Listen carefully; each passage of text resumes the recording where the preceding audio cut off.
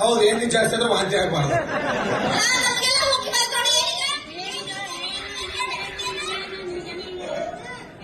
ಯಾಕೆ ಉದ್ದಾಡೋದು? ಹೇಳಪ್ಪ, ತಿಳಿಸಿ ಹೇಳು. ಬಡದಾಡ್ತೀನಿ ಅಂತ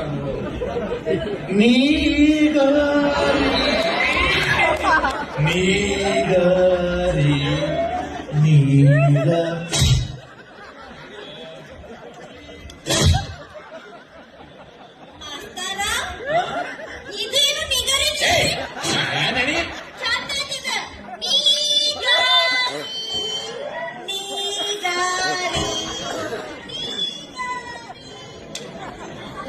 ಏನೇನು ನಡೆಸ್ಯಾರ ಇಲ್ಲಿ ತಾಲೀಮ್ದಾಗ?